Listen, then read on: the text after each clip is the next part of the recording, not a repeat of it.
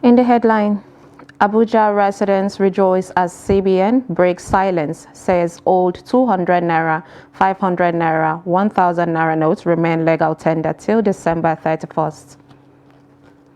APC national leadership meets new lawmakers to strategize on 10th National Assembly. Police declare Bauchi lawmaker wanted over culpable homicide. And on the foreign scene, death toll in Gabon ferry disaster rises to 6, with 31 still missing. Hello and welcome to Trust TV News Update. I am Sumaya Abubakar.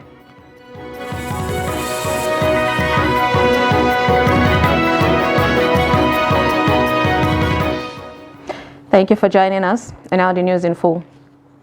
The Central Bank of Nigeria, CBN, on Monday said that the old 200 naira, 500 naira and 1000 naira banknotes remain legal tender till December 31st, 2023. The Apex Bank's acting director of corporate communications, Isa Abdul Mumin, disclosed this in a statement on Monday. This is coming 10 days after the Supreme Court ruled that old naira notes should coexist with new naira notes till the end of the year. The highest court of the land had on March 3rd ordered that old 200 naira, 500 naira and 1000 naira notes remain valid till December 31st, 2023. The senior special assistant to the president on media and publicity, Garba Shehu, on Monday said the Central Bank of Nigeria, CBN, has no reason not to comply with the Supreme Court order on naira redesign on the excuse of waiting for directives from President Muhammadu Buhari. Still on the naira redesign policy, directive of the Central Bank of Nigeria to commercial banks recognizing old naira notes as legal tender has elicited happiness among residents of the Federal Capital Territory, Abuja. Trust TV Kabir Lawal reports that long silence of the Apex Bank since the Supreme Court order on March 3rd has left the residents confused. The report. Central Bank of Nigeria in a statement on Monday recognized the use of the old 200, 500 and 1000 naira note as a legal tender till 31st December this year. It is a sigh of relief for many bank customers who find it hard to access their hard-earned deposits in the bank owing to the CBN's naira redesign and cashless policy. Some bank customers said they are happy with the development, but government should avoid the kind of confusion their silence must have caused. It's a good policy, but unfortunately it came late because people have suffered a lot. You know, you could hear people dying while going to get currency, while going to get cash, either at the ATM or the banking hall. It's quite unfortunate that despite the fact that many Nigerians, many we Nigerians have gone against this policy, and that CBN and with the Supreme Court decision almost close to a week plus now, and just yesterday CBN governor is coming out to tell the public that they can continue using the old currency. Baba, I never collect you. I never even see this money safe. I still reason and share. I still reason them, but because why I still reason and be say, you know, say before if God talk, we go wait for president. Now president never talk, but CBN don't talk. Sure, but I still reason if now be the cocoa. Some said that the people really suffered from the cashless policy implementation, adding that many were subjected to unnecessary hardship. According to what I hear yesterday, they say CBN say make we use the old naira notes, and for the direction where we see where the thing they go, the thing no make sense. That means Nigeria know they move forward. Why it no make sense to me? Be say, I think say they have plan in the initial stage of introducing the new currency, but now coming in direction of stopping the old currency, bringing the new currency to come in existence. Unfortunately, yesterday night they said we should go back to the old currency. That means I don't see the government, whether the government have any good direction. They are taking us back. Since they have already taken it out, let it remain out. The way forward is just to make sure that the new currency is being printed out more so that it will just circulate. I didn't succeed with getting money because everywhere they lock the gate and they are saying they are giving old currency, but yet there was no money.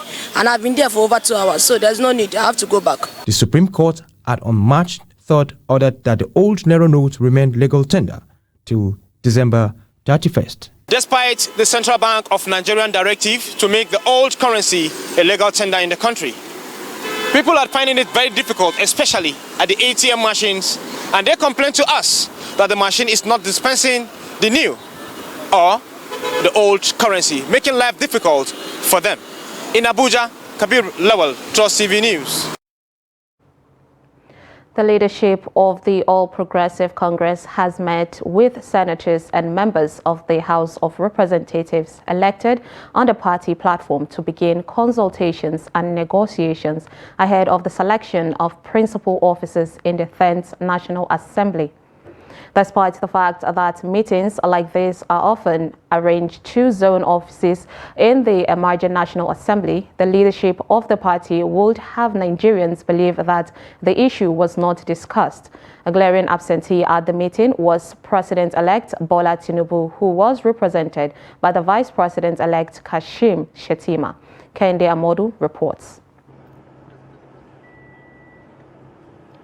History is a great teacher.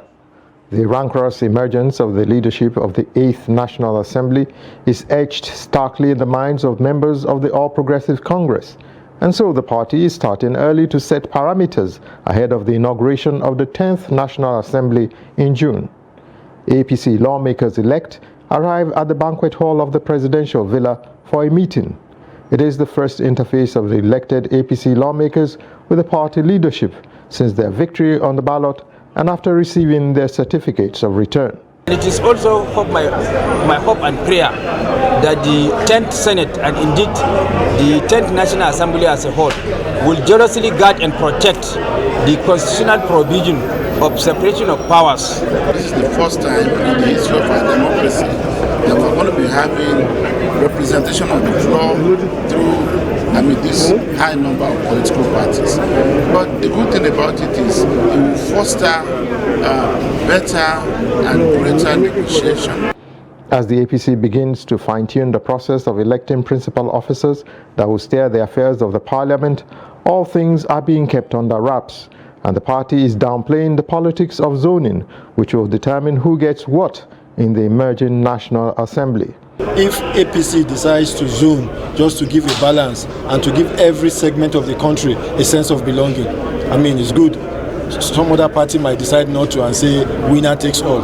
For us, the most important thing is having Nigeria as a single entity. Yes, we're not there yet. We have another election coming up this weekend, and we need to make sure that everybody goes back home. Roll up your sleeves, get your hands dirty. It's a family affair. This is not the right time to talk about zoning. All we need now is to consolidate on our victory. Members of the National Assembly should produce their leadership based on who they think is the best, and also considering the issues at stake. Putting in place for our head justice, fairness, equity. We don't want to be preemptive. I know first and foremost is to welcome ourselves and congratulate ourselves on the resounding victory recorded on February 25. And going forward will be what are the issues regarding the leadership of the National Assembly. While it is highly unlikely that zoning was not discussed, the official line being told is that the topmost priority for now is winning the second leg of the general elections. From State House Abuja, Kehinde Amodu, Trust TV News. The Court of Appeal in Abuja has reserved judgment in an appeal filed by Senator Ademola Adeleke of the People's Democratic Party, PDP, challenging the judgment of an election petition tribunal which nullified his victory in the Osun governorship election. A three-member panel led by Justice Mohammed Shuaibu, after taking arguments from all parties in the suit, said the judgment will be delivered at a later date. Senator Adeleke had won the said election held on 16th July 2022, but the result was nullified on grounds of overvoting. The reports.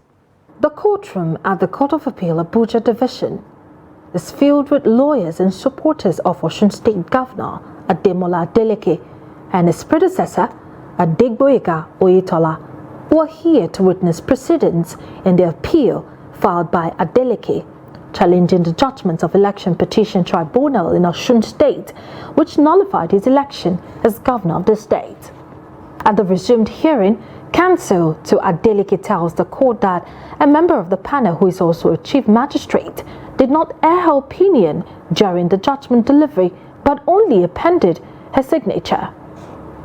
Counsel to Oyetola, however, argues that signing of the judgment and not making any comment afterwards does not make the judgment invalid. In his defense, however, Onyechi Ikpeazu held that results stored in the back-end server are inconsistent and not reliable, as they can be affected by internet connectivity and battery life of the beavers used to upload the results. On the cross-appeal filed by Oyetola challenging the documents of Adeleke, the court held that it has been addressed in a previous judgment as such was an anomaly. In this respect, on the issue of the alleged forgery of a testimonial, which saw Osun State appearing on a testimonial for a person who had been educated before the creation of Osun State, the Court of Appeal held in that case that it was a simple error, that he ought to have gone back to rectify the anomaly, but not having done that, that it wasn't an issue of forgery. That everything has gone well for both sides. All the appeals, including the cross appeals, have been heard, and we're all in court when the court adjourned the matter to a date to be communicated to all of us. Simply, for judgment. INEC on its part insists that there was no overvoting during the Osun election. Just as with the presidential election, you will agree that all the results have not also been transmitted. So if you get a result, a CTC today, and tomorrow another person applies, he may get a different data because the data will go is going in bits. So you cannot, because of Section 62 of the Electoral Act that authorizes INEC to update the data from time to time. The court also reserved judgment in the PDP and INEC appeals. INEC had declared Adeleke winner of the Osun governorship election, but in a split decision of 2-1, the Election Petition Tribunal invalidated the election and declared Oyetola as winner. Martia Umar, Trust TV News, Abuja. Some parents and brides in Jos, the Plateau State capital, say the postponement of the governorship election by the Independent National Electoral Commission, INEC, has disrupted plans for their marriages scheduled for Saturday, March 18th. According to them, the development has made them to reschedule the marriages to other dates. Ado Musa completes the report. It is not uncommon that marriages in Nigeria are held on Saturdays and Sundays to allow more people who are busy with work within the week to attend. Those who had planned to get married on Saturday, 18 March, were forced to reschedule their event as the Independent National Electoral Commission, INEC, postponed the March 11 governorship and the state houses of assembly polls to that day. In Jos, the postponement of the poll has affected some marriages and cost parents a lot. Nurat Abdulhamid, whose marriage was earlier planned to hold on 11 March and later rescheduled to 18 March due to the poll, has been shifted to a later day in May this year. My wedding is supposed to hold on the 11th of March 2023, when we were expecting the election supposed to be on 4, governorship election. So the election is now postponed. So we have to postpone our wedding again till 18th of March. Still, the 18th now, they still postpone the election till 18. So postponing the election is enough for us. So we just decide we should leave the wedding till after Salah. Rukaya Dati, whose marriage was shifted 2 times because of the election, explains how she feels about the postponement. Actually, I feel bad because I have started my preparations. So due to the postponement of the election, so I have nothing to say but to say that Alhamdulillah. My friends, my family, everybody feel bad, but we have nothing to do. Parents of Rukaya, who plan to have the marriage of their daughter on the 18th of March, but change it to the 21st said the situation has cost them a lot. You know, everything is planned according to the will of Allah. This marriage is supposed to take place since on the 11th of March. But due to the election, we postponed it to the 18th, not knowing that the even 18th will be that election day. So we have already printed card, paid for souvenir, paid for halls, hotels for my guests and everything, not knowing that the election will not hold that day. So I have to go and reschedule my arrangement and arrange with the hotel owners and the souvenir to print another IB to let people understand that the marriage is going to take place on the 21st of this month. The shipment, the election cost me a lot, but there's nothing I can do because I believe that is the will of Allah. The marriage was earlier fixed for 11 March, but later changed to 18 March and now changed to 21st. We have made all necessary arrangements, but right now, there's nothing we can do in the circumstance other than to bear with the situation. It has been permitted to happen. It is the will of Allah. Rukaya, whose marriage is rescheduled to hold on 21st March, is hopeful that the new date will not be changed again. Ado Musa, Trust TV News, Jos.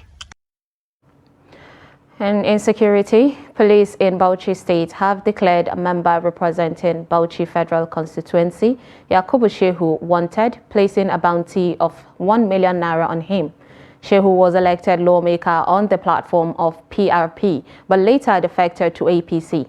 A police bulletin released by police spokesperson SP Ahmed Wakili said the Nigerian police force, under the authority of the Inspector General of Police Usman Baba, had declared the member Yakubu Abdullahi Shehu wanted in connection with a case of criminal conspiracy, causing grievous hurt, inciting disturbances of public peace, and culpable homicide.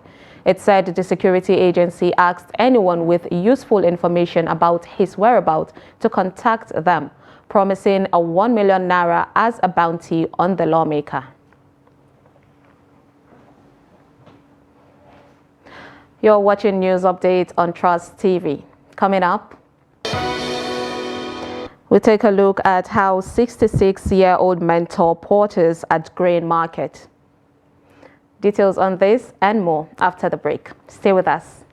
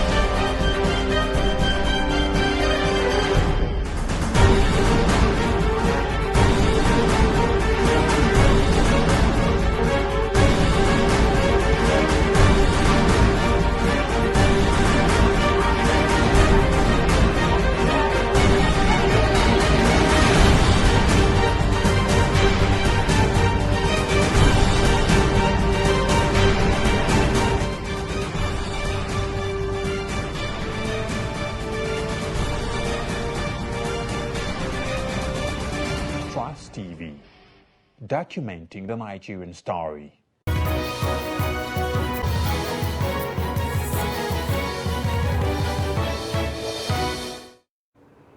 Welcome back. If you're just joining us, this is News Update on Trust TV. And here is a recap of our top stories.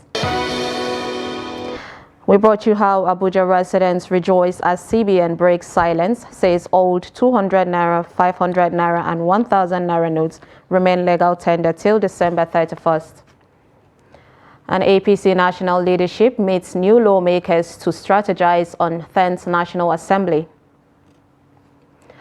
Now moving on to more stories, the National Youth Service Corps NYSC has expressed dissatisfaction over the unauthorized use of its uniform, logo, lyrics, literature, and other intellectual materials. It said the scheme remains apolitical and neutral in the ongoing political and electioneering process, and these unregulated materials continue to portray the NYSC in bad light. In a statement issued by its spokesperson, Eddie Megwa, the scheme said it will henceforth initiate legal action against any individual or group that contravenes the provisions of the NYSC Act as regards to the use of the NYSC uniform. It said Section 14 of NYSC Act clearly specifies that any person who, not being a person serving in the service corps or duly authorized so to do, wears the uniform or any part of the uniform of the service corps, is guilty of an offense and liable on conviction to be fined of 1,000 naira or the imprisonment for a term of 6 months or both. Such fine, the fine and of course the imprisonment. The goods could not move without the energy and labor of porters at northern Nigeria, grain markets. They help merchants convey their goods to various destinations to put food on the table. Trust TV Ibrahim Suleiman meets a 66-year-old leader of grain porters in Bajoga, known as Sarkin Dakwon Bajoga in Gombe State, on his successes and struggles. The report. The 66-year-old Abubakar Sarkin Dakwon Bajoga has been conveying bags of grains for over 45 years. Abubakar's outstanding performance and success as a laborer earned him the title of Sarkin Dakwon Bajoga, Funakai local government area of Gombe State. In addition, he built house and sponsored his children's education from the proceeds.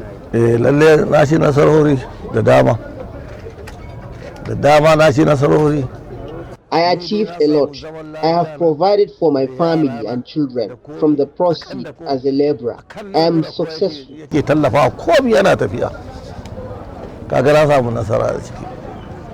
In those days, we were paid between 2 naira 1 kobo to convey a bag of grain, to a time when we received 80 naira per bag. The 66-year-old said hundreds of youth also make fortunes from the job, calling on governments to support them.